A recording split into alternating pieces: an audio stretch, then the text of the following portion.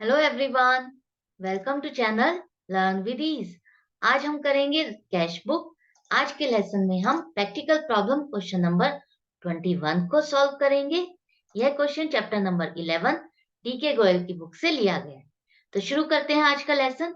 यहाँ पर कुछ ट्रांजेक्शन्स दी गई हैं जिसे आपको डबल कॉलम कैश बुक में पोस्ट करना है। तो फर्स्ट ट्रांजेक्शन है आपकी कैश इन हैंड ₹15,000, बैंक ₹8,000। इसका मतलब है आपको ये ओपनिंग बैलेंसेस दिए गए हैं जिसे आप पोस्ट करोगे डेबिट साइड पर, मतलब रिसीट साइड पर। डेट लिखोगे, पर्टिकुलर्स में लिखोगे टू बैलेंस बीडी।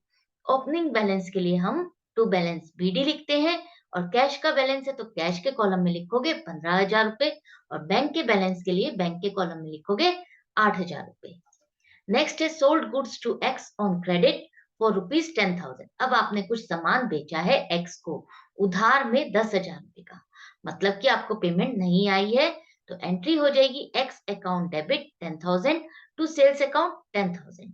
यहाँ पर आपने जो सेल की है उधार पे की है, पेमेंट नहीं आ रही है, मतलब कैश या बैंक कोई भी डेबिट या क्रेडिट नहीं हुआ है, तो हम इस एंट्री की पोस्टिंग नहीं करेंगे अपनी कैश बुक में।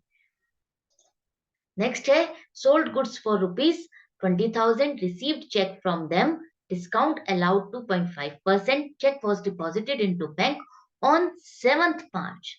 आपने जो सामान बेचा है वो 5 मार्च को बेचा है 20,000 का, और उसका आपको चेक भी मिल गया है 2.5% का डिस्काउंट काटने के बाद। तो पहले कैलकुलेशन को समझो। 20,000 का सेल किया है और आपने डिस्काउंट दिया है आपने 2.5%, तो वो है 500 रुपए। माइनस कर दोगे तो 19,500 रुपए आपने रिसीव किए हैं चेक से। सेल तो आपकी 20,000 से ही बुक होगी। ये जो डिस्काउंट है आप इसको बुक करोगे डिस्काउंट अलाउड में। तो चेक इन हैंड अकाउंट आपका डेबिट होगा 19,500, क्योंकि अभी आपने इसको जमा नहीं किया है। जब जमा करोगे तब आप उसकी एंट्री 7 तारीख को करोगे। और फिर है डिस्काउंट अलाउड अकाउंट डेबिट करोगे 500 रुपए से, टू सेल्स अकाउंट क्रेडिट होगा 20,000 से। ये एंट्री है आपकी 5 तारीख की, जिसे आप पोस्ट करोगे अपनी जर्नल बुक में। अब जो है, जब जमा कर रहे हो 7 मार्च को, तब एंट्री हो जाएगी आपकी bank account debit 19,500 to cheque in hand account 19,500 रुपए। ये वाली एंट्री आप अपनी कैश बुक में पोस्ट करोगे। बैंक अकाउंट आपका डेबिट हो रहा है इसलिए डेबिट साइड, मतलब रिसीट साइड पर पोस्टिंग करोगे आप। और जो अकाउंट इसके साथ क्रेडिट हुआ है वो है चेक इन हैंड, तो to cheque in hand account लिखोगे पर्टिकुलर्स में। बैंक में पैसा जमा हो रहा है इसलिए बैंक के कॉलम में लिखे हुए लिखोगे 19,500 रुपए। नेक्स्ट है purchased goods from Suresh on the terms of 5% cash discount if the payment is made with in 3 days ₹20,000। अब आपने कुछ सामान खरीदा है सुरेश से 20,000 रुपए का, और उस पे ये टर्म्स है कि अगर आप उसकी पेमेंट 3 दिन के अंदर कर देते हो तो आपको 5% का कैश डिस्काउंट भी मिलेगा। यहाँ पर अभी पेमेंट नहीं की है, सिर्फ ये कंडीशन बता करके आपने परचेज की है, सामान खरीदा है। तो एंट्री हो जाएगी परचेज अकाउंट डेबिट 20,000 रुपए टू सुरेश अकाउंट 20,000 रुपए। इसका मतलब है ये आपने उधार में खरीदी है, अभी आपने पेमेंट नहीं की है। इसकी पेमेंट के बारे में कुछ लिखा ही नहीं है, तो ये उधार की पेमेंट है जिसकी एंट्री आपकी कैश बुक में नहीं होगी, क्योंकि कैश या बैंक से कोई पेमेंट नहीं हो रही है। नेक्स्ट है payment made to Suresh half in cash and half in cheque. अब आपने जो सुरेश से सामान खरीदा था उसकी आप पेमेंट कर रहे हो 12 मार्च को। आपने सामान खरीदा है 10 मार्च को और 12 मार्च को आप पेमेंट कर रहे हो, आधी कैश में और आधी चेक से। तो ये विद इन द 3 डेज है या नहीं, पहले देखो। हाँ, ये विद इन द 3 डेज है, मतलब 13 तारीख को आप पेमेंट कर सकते थे। आपने 12 तारीख को ही पेमेंट कर दिए, तो आपको मिलेगा कैश डिस्काउंट 2.5% का। कैलकुलेशन हो जाएगी, 5% का डिस्काउंट मिल रहा है।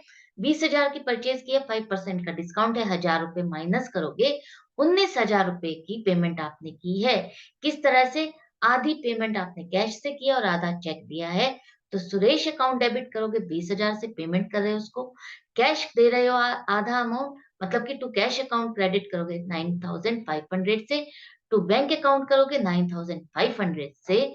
जो डिफरेंस है 1,000 रुपए का, उससे आप बुक करोगे डिस्काउंट रिसीव्ड अकाउंट में, जो कि आपका फायदा हो गया 1,000 रुपए का, आपको डिस्काउंट मिला है इसलिए।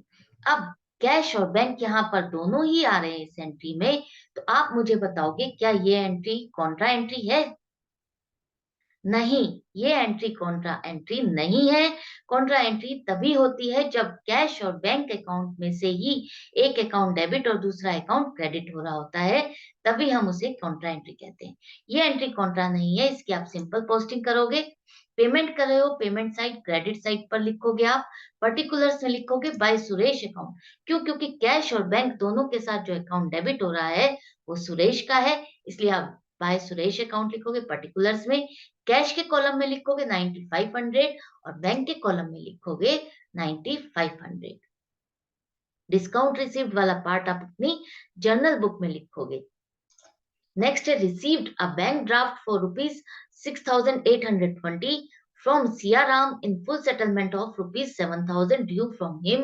Send the draft to the bank. अब आपने कुछ ड्राफ्ट रिसीव किया है सियाराम से, जिससे आपको 7,000 रुपए लेने थे, उसने 6,820 रुपए का आपको बैंक ड्राफ्ट दिया है। बैंक ड्राफ्ट एक तरह से चेक की तरह है, बस फर्क ये है कि ड्राफ्ट जो है आपका बाउंस नहीं हो सकता, कैंसिल नहीं हो सकता, चेक आपका बाउंस हो सकता है, डिसऑनर हो सकता है। तो ये ड्राफ्ट आपने बैंक में जमा भी कर दिया, तो ये जमा हो ही जाएगा, इसलिए आपकी एंट्री हो जाएगी यहाँ पर बैंक अकाउंट डेबिट 6,820 रुपए, जो 20 रुपए 80 रुपए 180 रुपए आपको नहीं मिले हैं, इसका मतलब है वो आपने डिस्काउंट उसको दिया है, तो डिस्काउंट अलाउड अकाउंट डेबिट करोगे 180 रुपए से, और सियाराम ने आपको पेमेंट की है, इसलिए टू सियाराम अकाउंट क्रेडिट करोगे 7,000 रुपए से। बैंक अकाउंट यहाँ पर डेबिट हो रहा है, पैसे मिल रहे हैं, रिसीव कर रहे हो, तो डेबिट साइड पर आ जाओ, और जो अकाउंट यहाँ पर क्रेडिट हो रहा है इसके साथ वो है सियाराम का, तो टू सियाराम अकाउंट लिखोगे और बैंक के कॉलम में लिखोगे 6,820 रुपए, 7,000 नहीं, क्योंकि आपको जितना पैसा मिल रहा है, जितने का चेक मिला है, जितना बैंक में पैसा जमा कर रहे हो, सिर्फ वही अमाउंट आप लिखोगे बैंक के कॉलम में। जो डिस्काउंट अलाउड वाला पार्ट है वो आपका जर्नल बुक में पोस्ट होगा। नेक्स्ट है settled Pawan's account of rupees 5,000 at a discount of 5%। अब आपने पवन को भी पेमेंट की है, 5,000 रुपए की आपको पेमेंट करनी थी, और आपने उसको 5% का डिस्काउंट काटने के बाद 5,000 रुपए की पेमेंट करोगे। कैलकुलेशन को समझो, पवन अकाउंट डेबिट 5,000 से करोगे और 5% इस पे डिस्काउंट बनता है 250 रुपए, तो कैश आप दे रहे हो उसको, तो टू कैश अकाउंट हो जाएगा 4,750, to discount received account 250 rupees. I hope ये समझ में आ गया होगा आपको। 5,000 की पेमेंट की जगह आप उसको डिस्काउंट 5% का काट के 4,750 रुपए की पेमेंट कर रहे हो, और 250 रुपए का आपको डिस्काउंट मिल रहा है। तो यहाँ पर कैश अकाउंट क्रेडिट हो रहा है, इसलिए क्रेडिट साइड पर आ जाओ, पेमेंट साइड पर, और पवन अकाउंट इसके साथ डेबिट हो रहा है, इसलिए बाय पवन अकाउंट लिखोगे पर्टिकुलर्स में। कैश में पेमेंट हो रही है, इसलिए कैश के कॉलम में लिखोगे 4,750 रुपए, 5,000 नहीं लिखोगे या 250 रुपए नहीं लिखोगे, उसकी एंट्री आपकी जर्नल बुक में होगी। नेक्स्ट है goods worth rupees 8,000 were purchased from Sunil on 5th March. Its payment was made today by cheque after deducting 5% cash discount. अब आपने कोई सामान खरीदा था 8,000 रुपए का सुनील से 5 मार्च को, जिसकी आपने पेमेंट नहीं की थी, उसकी पेमेंट अब आप 17 मार्च को कर रहे हो, चेक से दे रहे हो और 5% का डिस्काउंट भी ले रहे हो। तो यहाँ पर देखो, सुनील अकाउंट डेबिट करोगे 8,000 की पेमेंट करनी थी, उसी अकाउंट को आप सेटल कर रहे हो, 5% डिस्काउंट हो जाएगा इस पर 400 रुपए, तो टू बैंक अकाउंट 7,600 करोगे क्रेडिट, क्योंकि 400 रुपए माइनस करने के बाद 7,600 रुपए का चेक आप उसको दे रहे हो, 400 रुपए का डिस्काउंट मिल रहा है, तो डिस्काउंट रिसीव्ड अकाउंट आपका क्रेडिट होगा 400 रुपए से। अब यहाँ पर बैंक अकाउंट फिर से क्रेडिट हो रहा है, तो क्रेडिट साइड पर आ जाओ, और जो अकाउंट डेबिट हो रहा है वो है सुनील का, तो बाय सुनील अकाउंट लिखोगे पर्टिकुलर्स में, बैंक के कॉलम में लिखोगे 7,600। डिस्काउंट रिसीव्ड वाली एंट्री आप अपनी जर्नल बुक में करोगे। Next, withdrawn from bank rupees 20,000 and furniture was purchased for rupees 15,000 and balance taken by the proprietor. अब आपने बैंक से 20,000 रुपए निकाले, उसमें से 15,000 रुपए का फर्नीचर खरीद लिया और 5,000 रुपए जो है प्रोप्राइटर ने अपने खर्चे के लिए रख लिए। इसका मतलब वो क्या है, 5,000 रुपए ड्रॉइंग्स है। तो एंट्री हो जाएगी आपकी फर्नीचर अकाउंट डेबिट 15,000 रुपए, ड्रॉइंग्स अकाउंट डेबिट 5,000 रुपए टू बैंक अकाउंट 20,000 रुपए, क्योंकि बैंक से आपने पैसा निकाला है। अब यहाँ पर बैंक अकाउंट क्रेडिट हो रहा है, इसलिए क्रेडिट साइड पेमेंट साइड पर आ जाओ और बाय फर्नीचर अकाउंट में लिखोगे, बैंक कॉलम में लिखोगे 15,000 रुपए। जिस अकाउंट से जितना पैसा जितना रिलेटेड है आप उतना लिखोगे, एक बार में ही 20,000 रुपए नहीं लिख दोगे। फर्नीचर से रिलेटेड है 15,000 रुपए तो वही लिखोगे, फिर से आप बाय ड्रॉइंग्स अकाउंट लिखोगे और फिर बैंक के कॉलम में लिखोगे 5,000 रुपए। Received a check from Ravi for rupees 2,850 in settlement after deducting 5%. Endorsed the check to Gopal on 22nd March. अब आपको एक चेक मिला है रवि से 2,850 रुपए का, सेटल करने के बाद आप पूरी पेमेंट की सेटलमेंट में मिला है। आपको कोई पेमेंट उससे लेनी थी, उसने 5% का डिस्काउंट काट के आपको चेक दे दिया है 2,850 रुपए का। इसका मतलब आपको कितनी पेमेंट उससे लेनी थी उसको समझो। 2,850 रुपए का आपको चेक मिला, आपको पेमेंट मिलनी थी उससे 3,000 रुपए की। कैलकुलेशन इस तरह से होगी, 2,850 डिस्काउंट के बाद वाली अमाउंट है, इसलिए आप इसको डिवाइड करोगे 95 से, मल्टीप्लाइड बाय 5 करोगे तो 150 रुपीज का डिस्काउंट आ जाएगा, जिसे ऐड करने के बाद आपको मिल जाएगी अमाउंट वो जो आपको उससे लेनी थी 3,000 रुपए।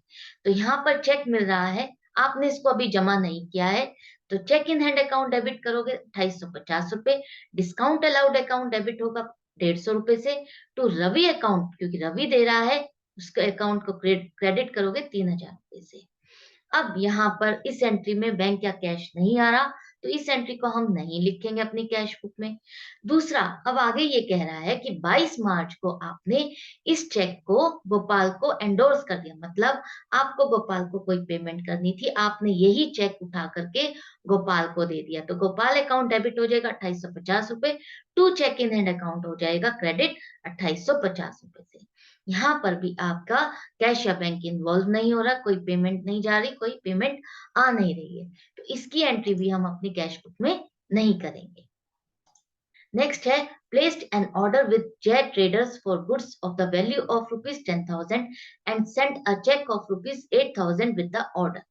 अब आपने जेट ट्रेडर्स को सामान खरीदने के लिए एक ऑर्डर किया है 10,000 रुपए का, और ऑर्डर के साथ उसको 8,000 रुपए का चेक भी दे दिया, मतलब आप उसको क्या कर रहे हो, एक तरह से एडवांस पेमेंट कर रहे हो। तो यहाँ पर आप परचेज बुक नहीं करोगे, क्या करोगे आप, jet Traders advance account debit करोगे 8,000 रुपए से, और चेक दे रहे हो इसलिए टू बैंक अकाउंट करोगे 8,000 रुपए से। बैंक अकाउंट क्रेडिट हो रहा है इसलिए क्रेडिट साइड पर आ जाओ, by Jet Traders advance account लिखोगे पर्टिकुलर्स में, और बैंक के कॉलम में लिखोगे 8,000 रुपए। फ्रेंड्स, आप कॉन्सेप्ट तो समझ लेते हो, अच्छी बात है कॉन्सेप्ट को समझना, लेकिन जब तक आप उसके साथ क्वेश्चंस को सॉल्व नहीं करोगे तब तक आप उस कॉन्सेप्ट को अच्छे से गहराई तक नहीं समझ पाओगे। उसमें जो माइन्यूट माइन्यूट चीजें होती हैं, छोटी छोटी चीजें होती है जिसमें आप कंफ्यूज हो सकते हो एग्जाम में, उस चीज को आप तभी सॉल्व कर सकते हो जब आप इसकी कंटिन्यूअसली प्रैक्टिस करोगे। ये एक तरह से मैथ्स के सब्जेक्ट के जैसे है, जिसमें जितनी प्रैक्टिस करोगे आपकी स्पीड भी बढ़ेगी और आप उतने ज्यादा उसमें वेल वर्स्ड हो जाओगे। नेक्स्ट है परचेस्ड फर्नीचर बाय चेक ₹6,000। अब आपने कोई फर्नीचर खरीदा है 6,000 रुपए का, जिसकी पेमेंट आपने चेक से की है। एंट्री हो जाएगी furniture account debit 6,000 to bank account 6,000। अब बैंक यहाँ पर क्रेडिट हो रहा है इसलिए पेमेंट साइड पर आ जाओ, बाय फर्नीचर अकाउंट लिखोगे पर्टिकुलर्स में, बैंक के कॉलम में लिखोगे 6,000 रुपए। नेक्स्ट है cash sales ₹15,000, half of which deposited into bank. अब आपने कोई कैश में नकद की सेल की है 15,000 रुपए की, जिसमें से आधा पैसा आपने बैंक में जमा कर दिया, तो एंट्री क्या हो जाएगी आपकी, कैश अकाउंट डेबिट 7,500 रुपए, बैंक अकाउंट डेबिट 7,500 रुपए, टू सेल्स अकाउंट 15,000 रुपए।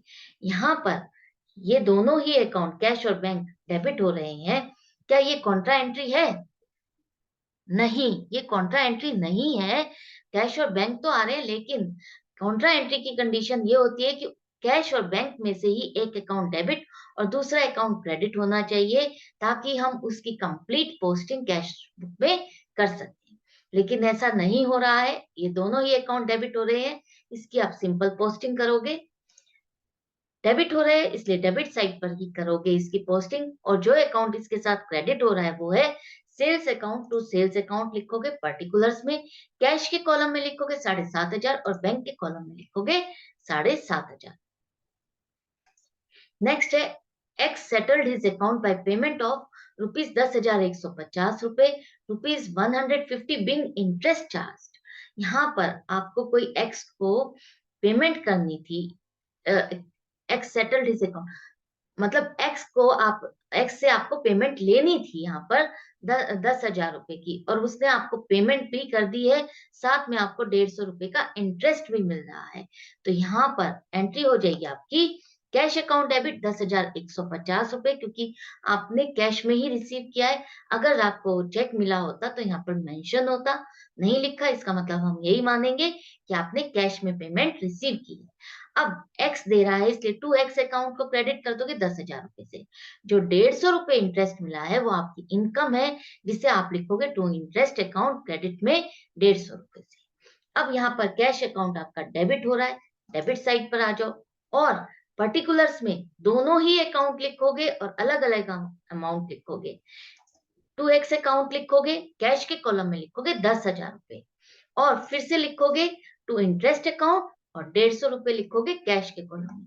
कभी भी ये गलती मत करना, एक साथ कलेक्टिवली एक अमाउंट मत लिखना, क्वेश्चन रॉन्ग हो जाएगा, मार्क्स डिडक्ट हो जाएंगे। नेक्स्ट है paid rent to landlord Rakesh by cheque ₹2,000। अब आपने लैंडलॉर्ड मतलब मकान मालिक राकेश जो है उसको पेमेंट की है रेंट की, चेक से 2,000 रुपए की।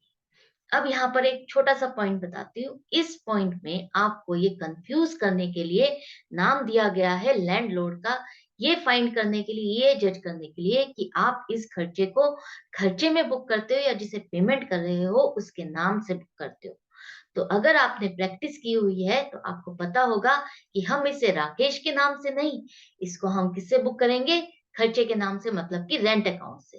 तो रेंट अकाउंट डेबिट हो जाएगा 2,000 से, बैंक से पेमेंट कर रहे हैं स्लिप टू बैंक अकाउंट हो जाएगा 2,000 से। बैंक अकाउंट क्रेडिट हो रहा है स्लिप क्रेडिट साइड पर आ जाओ, बाय रेंट अकाउंट लिखोगे पर्टिकुलर्स में, बैंक के कॉलम में लिखोगे 2,000 रुपए। नेक्स्ट है cashed a cheque for ₹10,000 and paid salaries in cash ₹8,000। अब आपने एक चेक काटा 10,000 रुपए का, कैश का मतलब है कि बैंक से उससे कैश निकाला, कैश विड्रॉ किया है आपने बैंक से 10,000 रुपए का। उस 10,000 में से आपने 8,000 रुपए की सैलरी बांटी है कैश में।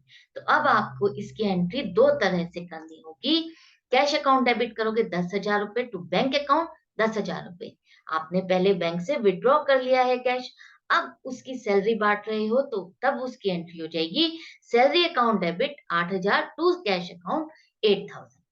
यहाँ पर एक एंट्री जो ऊपर वाली है वो कॉन्ट्रा एंट्री है, उसकी आप पोस्टिंग करोगे इस तरह से, पहले डेबिट साइड पर टू बैंक अकाउंट लिखोगे पर्टिकुलर्स में, कैश डेबिट हो रहा है इसलिए कैश के कॉलम में लिखोगे 10,000 रुपए, कॉन्ट्रा एंट्री है इसलिए एलएफ के कॉलम में लिखोगे सी।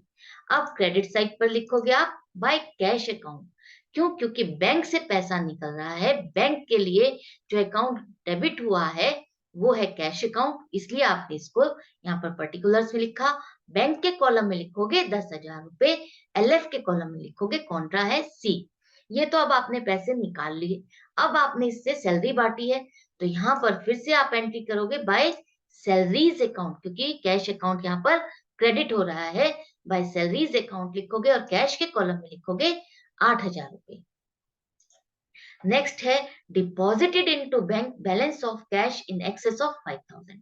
यहाँ पर ये कह रहा है कि आप अपने पास कैश का 5,000 रुपए का बैलेंस रख लो और बाकी जो भी एक्सेस आपके पास कैश आ रहा है उसे आप बैंक में जमा कर दो।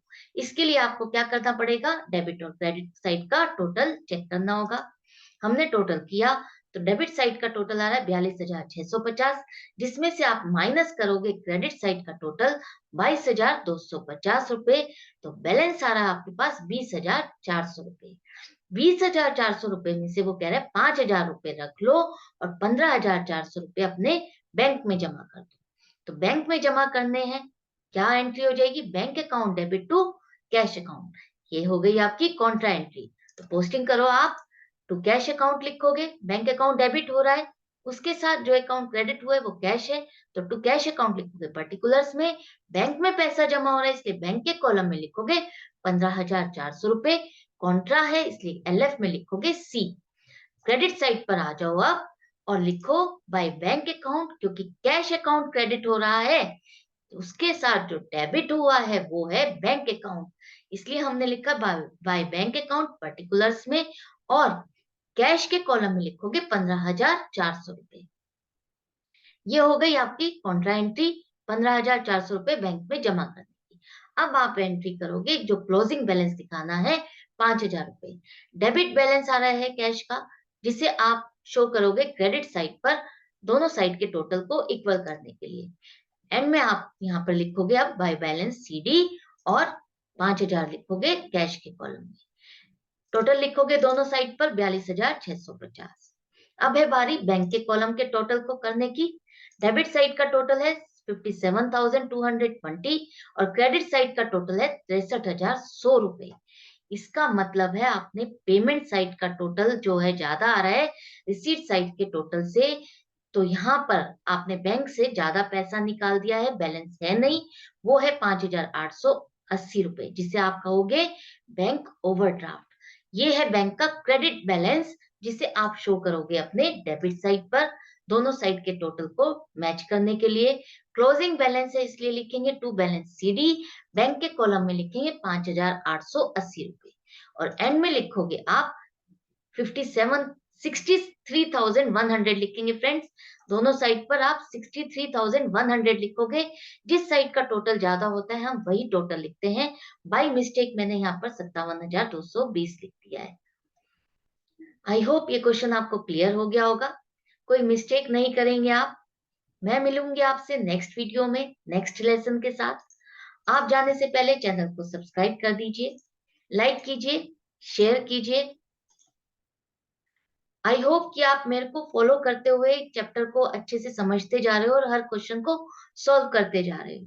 नहीं कर रहे हो तो प्लीज जरूर से करो क्वेश्चंस को सॉल्व। आपको अकाउंट्स के पेपर में एक्सपर्ट करना है, 100 मार्क्स स्कोर करने हैं, तो प्लीज 100% मेरे वीडियो को कंप्लीटली देखिए, तभी आपको कॉन्सेप्ट अच्छे से समझ में आएगा। Goodbye and take care.